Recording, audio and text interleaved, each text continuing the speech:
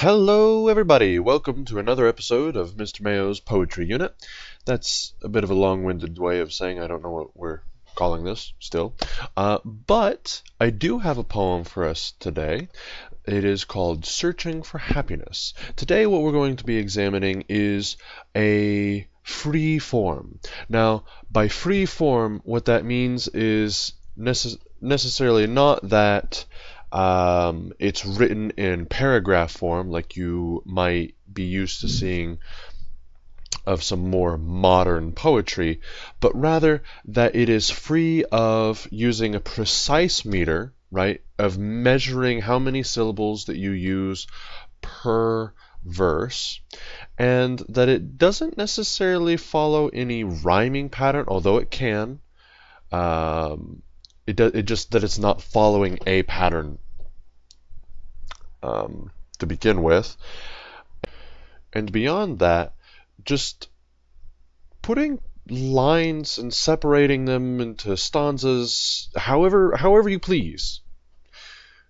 Pretty much a free verse means doing almost anything you please, whereas a fixed form, for example, a cadence, doing 4 lines of 2 words on each line, or a sonnet, which is 14 lines, typically 3 quatrains, that's 4-line stanzas that you're used to seeing, and then a final couplet at the very end, usually following an A, B, C, B pattern, and then just an A, for the very last couplet. So, what we're going to look at real quick, this poem, Searching for Happiness, and how a free form does not necessarily mean that there is a lack of meaning in the poem, and also, at the same time, that just exploring, doing whatever it is that you please. So, let's take a look at this poem, Searching for Happiness. It seems to me most resplendently that as I try and fail, there is the possibility to try and climb and find you beyond heaven's veil. Now, obviously, there is a rhyming pattern to this, but there isn't really a meter. It doesn't really follow any particular meter. I have it seems to me, 4, most, 1, resplendently, that's 4 again, that as I try, that's 4, and fail, 2.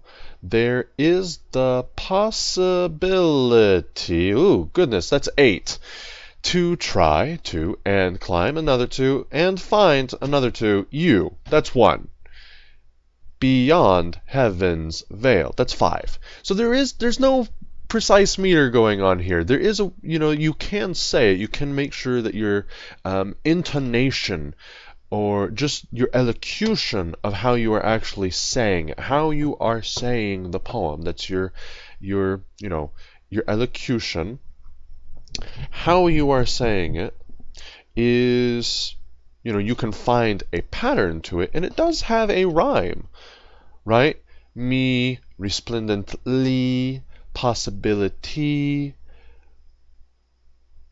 climb and find are half rhymes.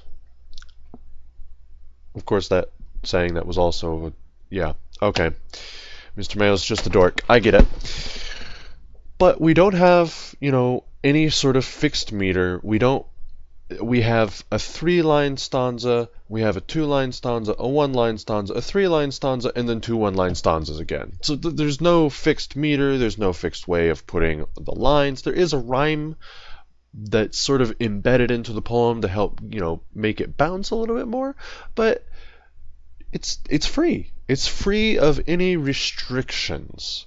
And that's one way to look at it, right? A fixed form is restrictive by nature. You have to, for example, in a haiku, I've used this example before, have 5 syllables in the first line, 7 syllables in the second line, and then 5 syllables in the third and final line again.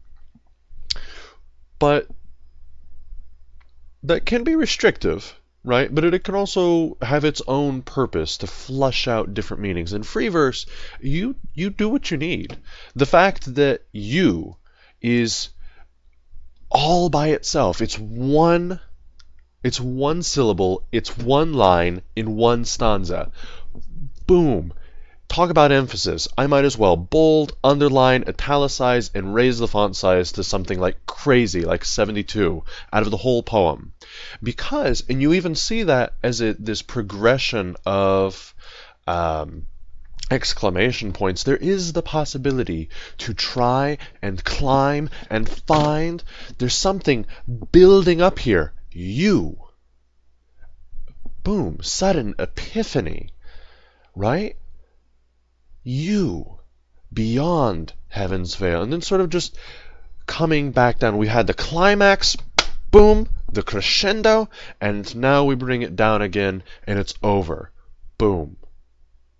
Searching for happiness. This has been us taking a look at form, and this has been a free form, right? Making sure that we understand that one more time, that a free form doesn't necessarily have any sort of rhyming pattern. There's no fixed syllables and meter, and there's no fixed way of doing all of the lines into stanzas. For example, here we have a one-syllable, one-line stanza all by itself, and there's nothing like that anywhere else. We have one-line stanzas, boom and boom, but they're not one syllable. That's key. Having free form allows you to do anything you wish.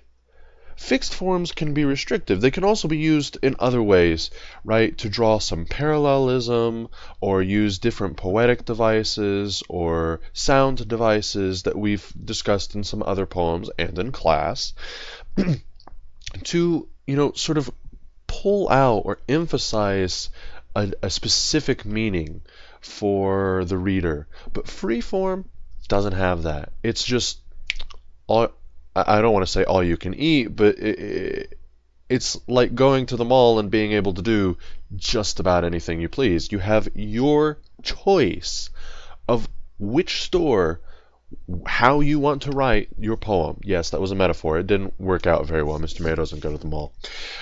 So, this has been form, specifically looking at free form. In the comments below, I'd be more than excited, and it's really difficult. If you can't tell by the sound of my voice, it's going to be really difficult for me to be more than excited for down in the comments below, for you to try and articulate for me and all of the interwebs just what significance you see in using free form versus fixed form, or fixed form versus free form. One or the other. What purpose is there to either one? In the comments below. I'd be more than happy to see that. So, this has been Form with Mr. Mayo in our poetry unit. Glad to have you again.